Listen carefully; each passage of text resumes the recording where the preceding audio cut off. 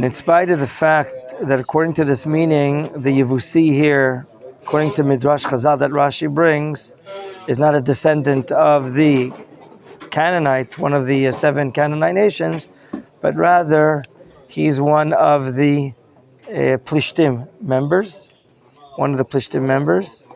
And we learn about the Kaftorim that come from the Pilishtim that are also mentioned here in Sefer Divrei Yamim. Nonetheless, there's been like a curse against the descendants of Avram Avinu, that Avram made an oath that he will not conquer Eretz Yisrael until, Yerushalaim rather, and Eretz Yisrael, until there's no remnants left or no great-grandchildren left of Avimelech, the king of the Pilishtim. For that, wow, you're amazing. Thank you so much. For that, the Pilishtim have precedented 2 figures representing the weakness of the Jewish people. One is the Iver, the Ivrim, and the second is the Pisach, the Pischim. The Ivrim are representing the weakness of Yitzchak Avinu, who was blinded at his old age. His vision was dimmed, as we learned. And that's one weakness of Israel, that you, David, come from a Yitzchak Avinu. And a second, we learned yesterday about the Pischim, those that are lame. That represents Yaakov Avinu when he had his wrestling match with the ministerial angel of Esav, as we learned. Thereafter, what does it say? V'hu tzolea al yorecho. He is limping on his yarech. The Pilishtim here, or the Jebusites here, are basically saying, you, David, we're mocking you. We're daring you. You're not going to win. Even if we put up on the top of the fortified city soldiers that are what? Pischim and Ivrim, you're not going to win either. We learned about the reaction of David and his offering of a prize. That's not completed here, but in Sefer Divrei Yamim, as the Yerushalmi says, Divrei Torah aniyim b'makom achar, ashirim b'makom acher. David basically offers a prize in verse 8 here, and in Divrei Yamim, Rashi brings this idea. And whoever does penetrate, whoever does overcome the difficulty of fighting up against, you can't win a war when you go in those days going up against a fortified city. You have nothing to do. You're not going to penetrate. So anyone that does get in, he will be made the what? The Sar, the Rosh and the Sar, meaning that of the army. According to the understanding there in Sefer Divrei Yamim, it was Yoav that found a way to get through underneath the city, worked his way up with his soldiers, found the gates from the inside, opened them up. The army of Israel penetrated, which led eventually to the victory over Yerushalaim. Why didn't you just circle it 7 times? Because that's only when God prophesies to Joshua. What we learned here is, and we asked ourselves, we had a long share about this yesterday, it's not clear, what's clear to you, that Yerushalaim is the city of the Mikdash. There's apparently not an ongoing Mesoret. There's not an ongoing tradition that David knows precisely where Makom HaMikdash is.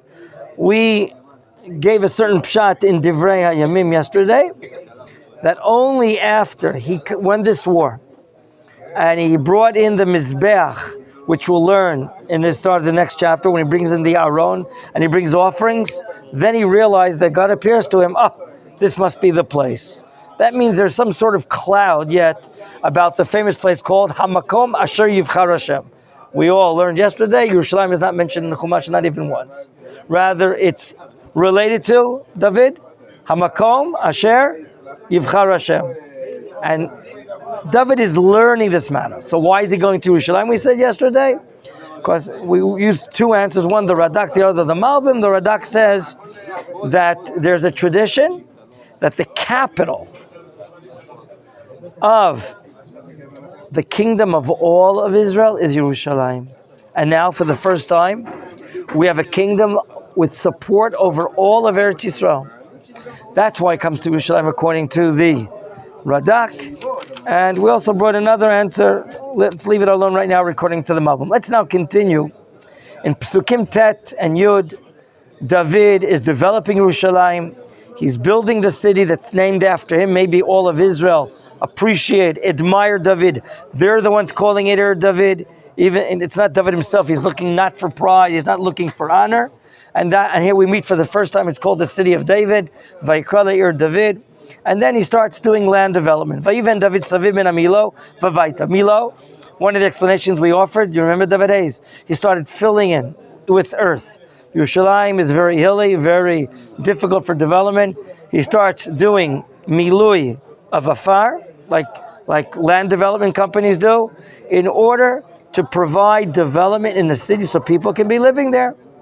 That's one understanding. According to the Malbim, he wants to provide a place for Am Yisrael litkabetz. Meaning, when we have Shalosh Regalim, he's seeing the future already. He wants to be able to provide development where Jews from all over the country have the ability to collect and assemble there and serve Hashem. So that Olei Regalim, when they're coming from all different, you know the term Olei Regalim, people coming up to make the pilgrimage. So when they come in the future to make the pilgrimage, it'll be nagish. How do you say that in English? Accessible. So that's one understanding, as the Malbim says, the Milo. Gentlemen, when we learn Sefer Menachem and Shlomo takes over, one of the first major acts he does, he closes up shop. He doesn't want to turn Yerushalaim to be too much an international city from that point of view, and he closes up the Milo. We'll get to that point later on. He closes up the Milo. Shlomo? Okay. Meaning he stops?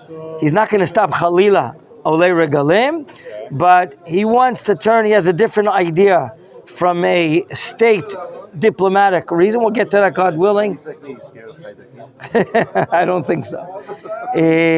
In any event, that's Shlomo.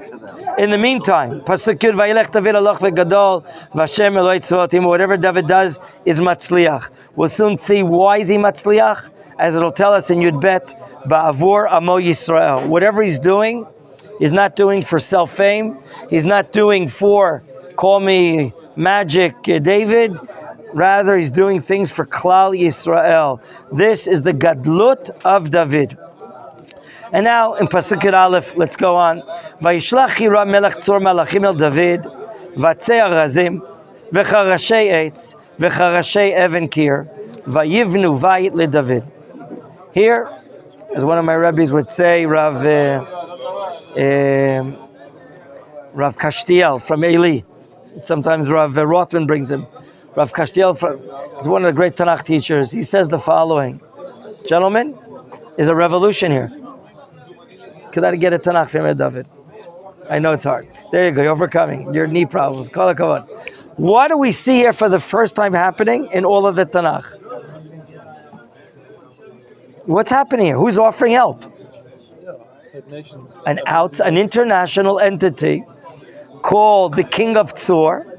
Instead of looking in verse 11, thank you, instead of looking to fight us, this is the first time the Jewish people in the land of Israel are now meeting up with an international entity, and they're saying, can we help you guys out? Are we used to having offers from nations of the world? Not at all. The Pilishtim are fighting us. Ammon and Moab look to fight us. They usually sponsor the Pilishtim. Exactly. Oh. Europe, I think that was the whole plan. Right. Destroy Palestine. So what you said right now, I think you directed your mind to a shall we call it a pragmatic answer. The Dat Mikra of the Rav Kook, Musar Rav Kook suggests. Do you know who the major enemy or foe of Tzor is? The Pilishtim. Tzor. Tzor is Tyre, right? So it's a coastal city in Lebanon. Okay. Now, they argue that what's happening right now is that the major foe or enemy of this Lebanese city called Tzor is the Pilishtim. Who has been fighting or winning, as we're going to learn about against the Pilishtim? Israel. Oh, thank you so much, Am Yisrael. You're fighting our enemies. Can we offer you our engineers, our carpenters, our stone placers? So that'll be a pragmatic answer. But from a more, shall we call it, pnimi answer, the name of God of Israel is standing in front of David. David's morals, ideals, his godliness is having an impact internationally. In other words, it's not by mere incident, or you could say from a pragmatic point that, Israel's fighting the enemies of Tzor, and it's the Pilishtim, and they would like to help us out, or they're grateful for it. That could be from a practical side. But as far as what's going on in the soul, what's going on in the soul, in the pnimiut of the world, there's an entity called Tzor right now, and they want to give formal, significant recognition to David Melech Yisrael and his kingdom. And this is a revolution. We don't see this. And as you see, he offers Atzei Arazim, that's lumber, Charashei Eitz, those are his carpenters, Charashei Even, those are his stone setters. In other words, anything and everything you need to build a palace for David. And David's going to take them. He's going to take these foreign workers, give them a visa, let them be here, and they're going to build the palace of David in Yerushalaim. These are the people from Tyre. That's what it says here in my Tanakh. Do they like each other now? Look, he's offering this help.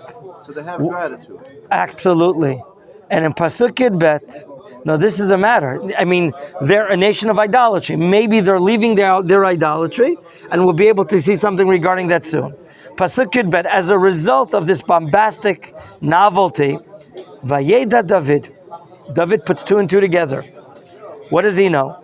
Ki hechino Hashem lemelech al Yisrael, v'chi nisei mamlachto bavur amo Yisrael. David sees that what's happening here is that if there's a nation who are idolaters, and now they recognize the kingdom of David, they're basically recognizing that this is Malchut Hashem, the Malchut of a one God over Israel in the world. So right now, how many years have passed now in Eretz Yisrael as a nation living here? 440 less 440 less what? So about 400 years in Eretz Yisrael right now. For the first time, an outside entity comes and says, we're in favor of you guys. We want to go with you. We want to offer our talents. We're great engineers. We're great woodcutters. We're going to provide raw materials. We're going to provide the craftsmen, the people, the foremen, the workers to build your palace. So this, David understands, is part of a divine process. Okay. Questions? Shall we go on? Okay. Pasuk Yud Gimel. Now let's see, in addition, Perikei Pasuk Yud Gimel. What happens as far as David is concerned and his family? You all remember that when David was living in the city of Hebron, he had two wives, more or less, and now he's demanded Michal to come back. He had Abigail, and he had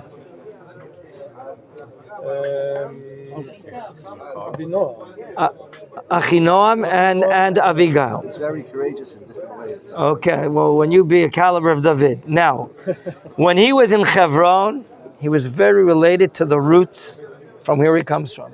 Avraham, Yitzchak, Yaakov, and so on and so forth. We're going to see now, as Rav Kastil explains, a new observation, a new look at his life and what will be in the future. What does David do to help build the future?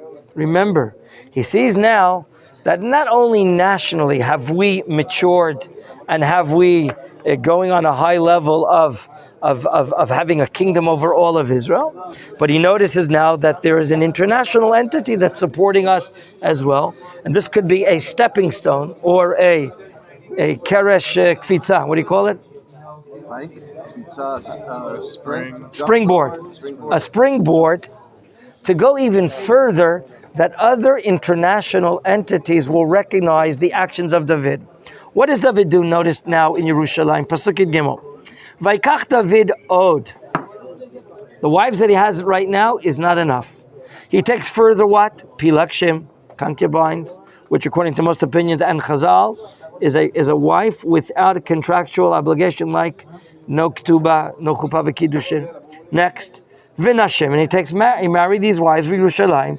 Acharei bo mechevron. Why is the Tanakh stating that he's doing this from Chevron? It's not a diary book, but rather his grasp in life regarding Chevron was one understanding regarding David related to the past, Avraham, Yitzchak, Yaakov, and so on. Now, Yerushalaim, which is the center, which is the national center of this nation of God, a new nation with support of everyone, he now realizes, I must collect other parts of our nation in marriage, in building a family, and bringing children into the world. I have to have a variety in order that the lights of David will be able to shed to all different corners of the land of Israel. And therefore he starts taking Pilishtim and Nashim. He's adding more variety of different women that will bring different types of children to his life. And what are we told? Vayivaldu od leDavid banim uvanot. There's success. He's having a larger family.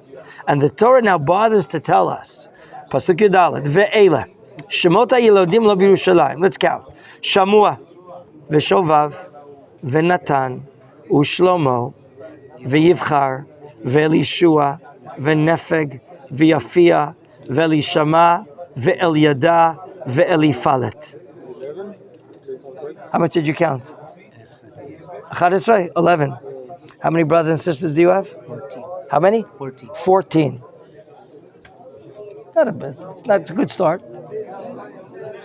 I know his brother. I knew his, and I knew his dear father in blessed memory.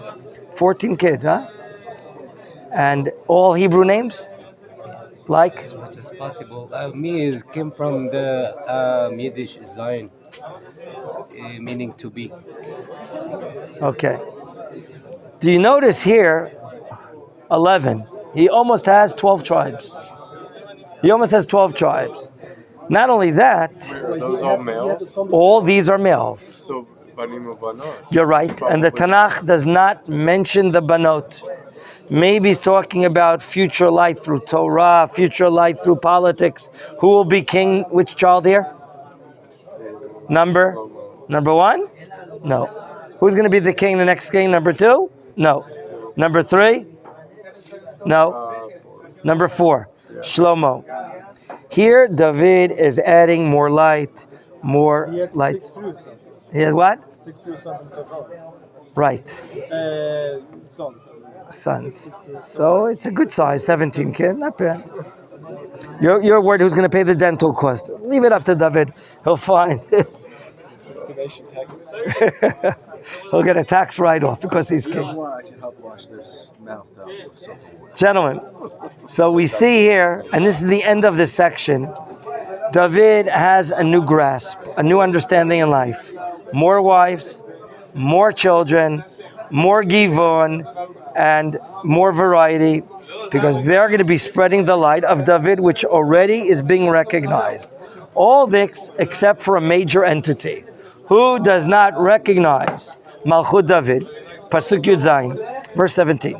Vayishmeu Pilishtim.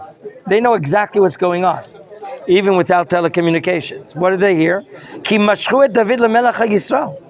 They know that now Israel is a national one support king. Yud Zayin, verse 17.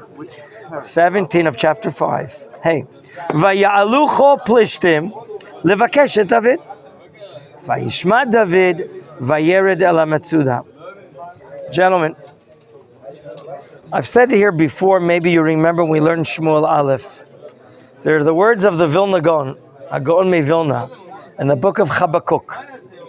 And he says the following, that the major function of the Pilishtim living here in the land of so-called Canaan, or now Israel, is to go up against a national ruling of the Jewish people to be sovereign over the land of Israel.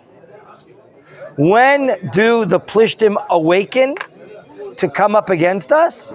When we're ruling over the land of Israel.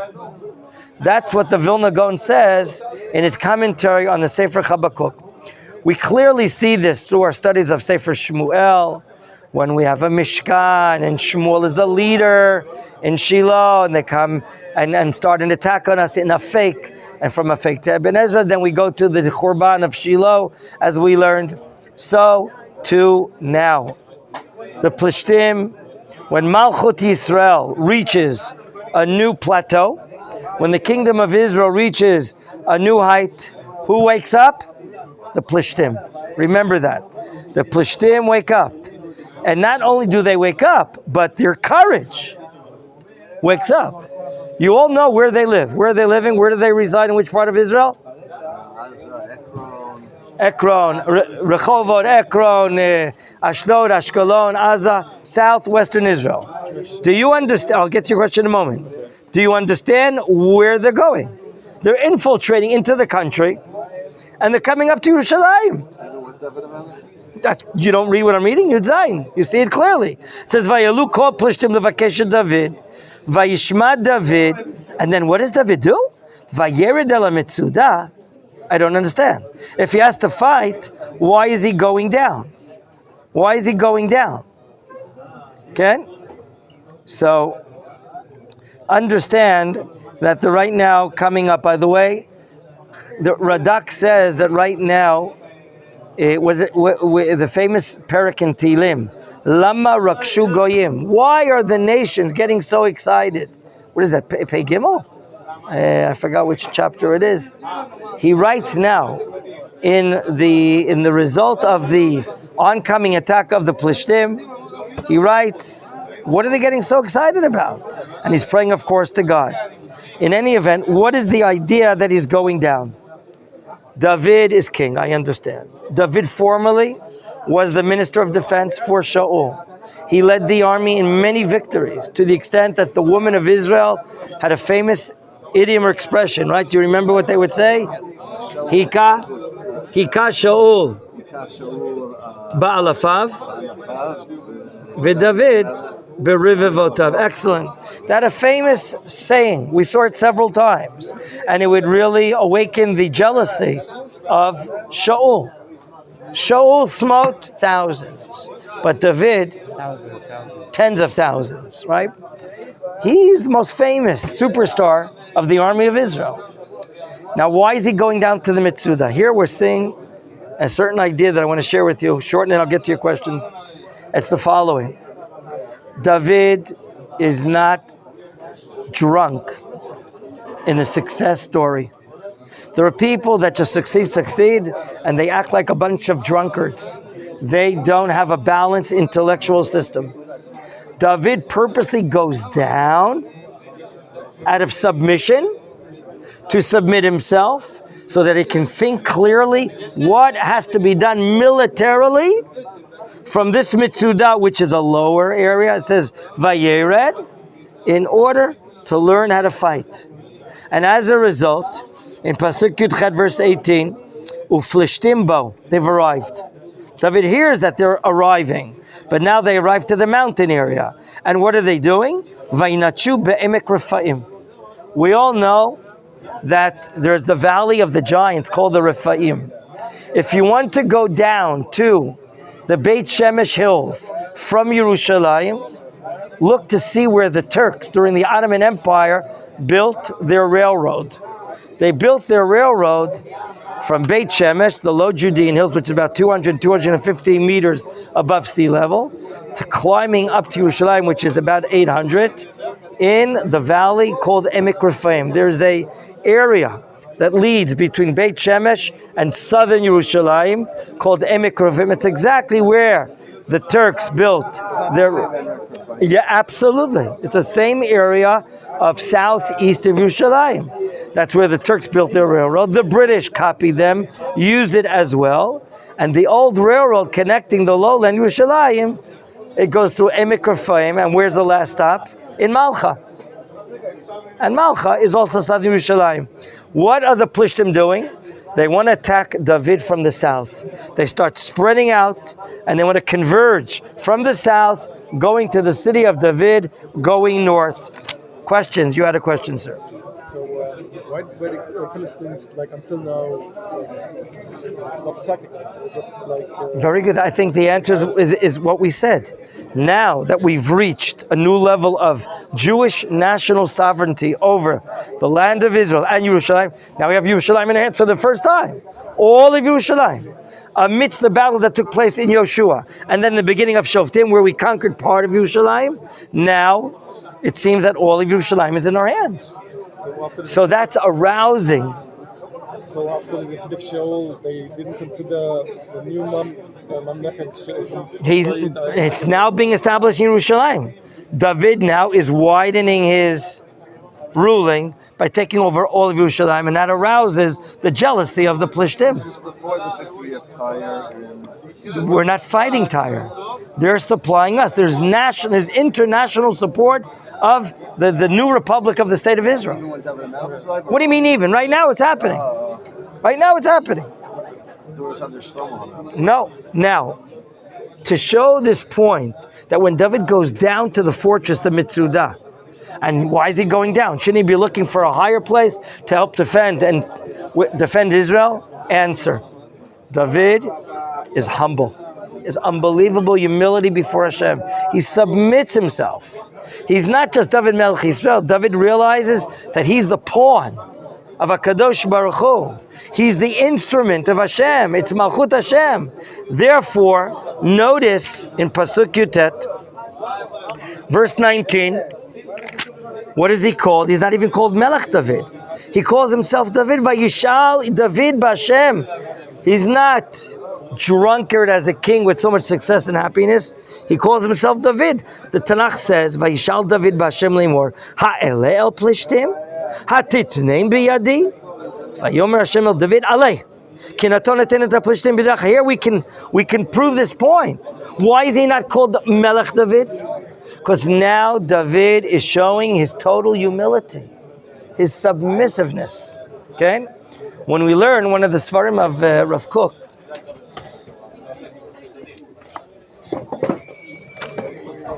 okay? We know the Sefer Musar Avicha. Okay?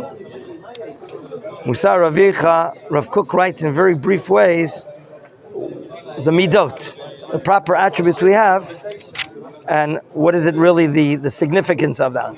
If I open up anava, humility, writes one word, which is air. What is Rav Kook? How does he describe humility, which we learn about so much about the attribute of David? Rav Kook writes, Hineni hu lashon anava uzrizot. Ki ha'anav hu zariz. Do you remember who said Hineni? Wealth. Avram Avinu. David is the epitome of anava. He goes down to the Mitzudah, and through the Kohen Gadol, apparently through the Urim V'Tumim, he's proposing a national question to Hashem. He doesn't say, I'm going to decide and I'm going to motion this division, this regiment, that battalion. He doesn't do that. Before a decision is made, he takes advice with Hashem. Why? You're king. He's not a shikar. He's not a drunkard of happiness that he acts, quickly this way, that way. He wants to be well planned, well thought out. And therefore he shows his humility. And he asks two questions to Hashem. Number one, should I go to war against the Pilishtim? And number two, will you deliver them in my hands? There's Ask my rabbi for advice. Okay, I know. Notice what you have in the middle of a pasuk. The entire line is open. Why is the entire line open? Do you see it? In the printed Chumash? In the middle of verse 19? it doesn't happen immediately. It's some time is passing. Very good. It's called time processing, right? Time processing. He's asking a question. He's now in anticipation of an answer. Hashem will give an answer. It'll come to the Kohen Gadol. The Kohen Gadol is wearing his choshen, the breastplate. Inside the fold of this square or rectangular choshen is a parchment with God's name. And then the letters will light up, and that's a little harder than the New York Times crossword puzzle, which you have to decipher the reply of Hashem. You have to decipher. It's not so easy. You thought it was, you put 5 cents in the machine and you get an answer. No. So there's a delay. And now let's see the response. Vayomer Hashem el David, Alei, kinato netein et Pilishtim biyadecha. You're gonna have a victory. There's not going to be a problem here whatsoever. Okay? You're going to win the war. Let's go. Pasukah, verse 20. Verse 20. Vayavo David bival pratzim, vayakem shem David, vayomer paratz Hashem et oivai lefanai keferetz mayim. Al ken kara Hashem b'makom hahu bal pratzim.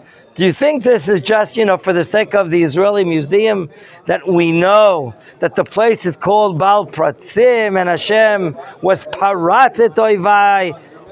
Gentlemen, what is the word they use here for English for parrots? Paratz? Burst forth. Burst forth. Now, I know you.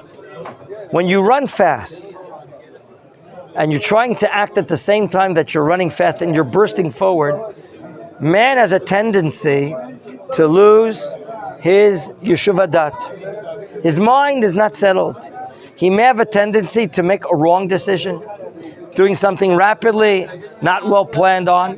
We're going to learn this next parsha when we talk about Peretz Uzzah, that there were mistakes made.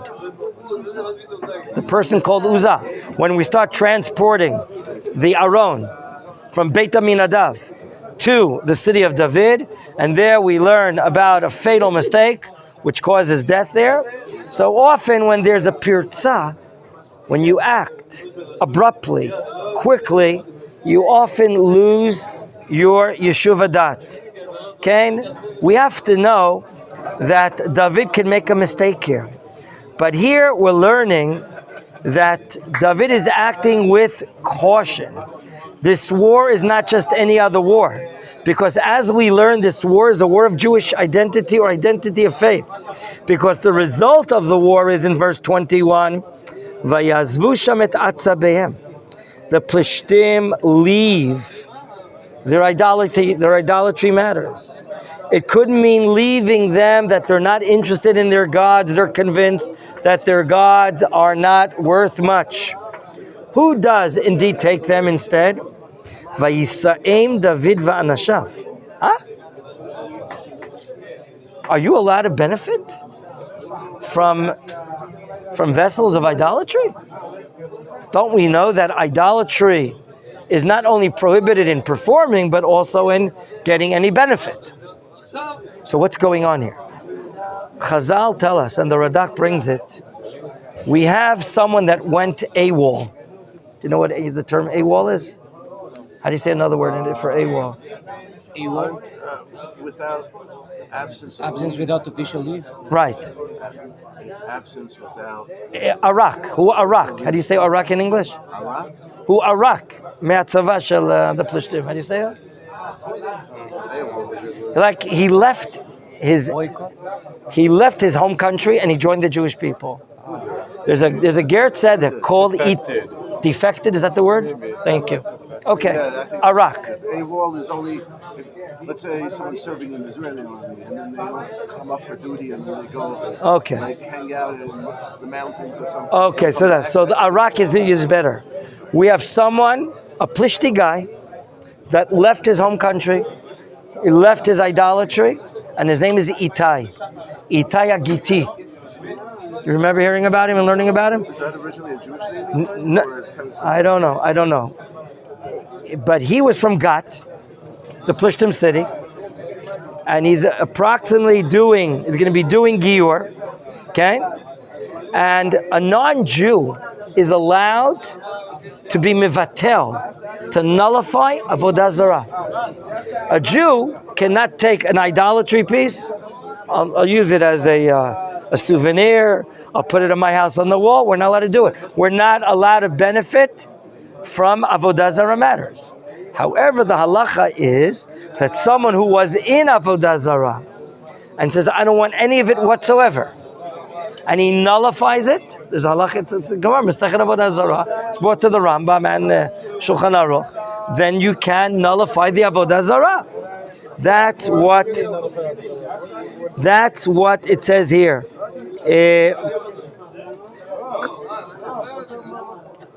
One meaning, Vayisa'im David v'anashav, is they burnt it. That's what. That's what the Targum says, Yonatan ben Uziel, and Rashi brings that as one understanding. But another understanding is that Itaya Giti is leaving the Pilishtim, he nullifies the Avodah Zarah, and then we can explain the word according to the Pshat. What is Vayisa'im from the word? Laseit. He raised it, he schlepped it, he carried it, and took it away. What do you want to say? For himself, for his own men. So, the Avodah Zarah matters. In other words, what we're seeing here is that this war does not only have a national military side to it, it has also a sense of identity here. A sense of identity of Avodah Zarah, the Pilishtim leaving it, Itaya Giti himself personally leaving this idolatry, becoming a member of the Jewish people, but before he does become a member of the Jewish people and does his Gior, he nullifies it, enabling David to take it without any identity of Avodah Zarah on it. In other words, a non-Jew has the ability of nullifying the Avodah Zarah, and then David's going to use, I don't know, maybe it's gold, maybe it's silver, I don't know. Maybe he'll make a necklace for his wife out of it. That's not, no, just use your imagination. The point is, Tanakh doesn't bother to tell us. So that's if a Jew takes it. But right now, a non-Jew is nullifying it, then he's allowed to take it. Let's say it's a Jew's Avodah Zarah. So we're not talking, we're talking about the Pilishtim of Avodah Zarah. Okay? Gentlemen, let's keep on going. Pasuk Kav Bet. Vayosifu od Pilishtim lalot. They don't go back. They further the war. Vayinachu, and they spread themselves again. War number 2. Be'emek Rephaim. Do you know where that is in Yerushalaim? Emek Rephaim. Just got to start learning about Yerushalaim. Okay? You know where the German colony is in Yerushalaim? No, they're not Germans. That's Emek Rephaim. Say that. So don't call it Emek Rephaim. Call it. Gentlemen, and now war number 2. What happens? Vayishal David b'Hashem vayomer lo ta'aleh. Wow, he gets a no. Why does Hashem say in this war number 2 against the Pilishtim, he's not given a green light? Hashem is trying to throw what we call a curveball to give a test to David. What does he say instead?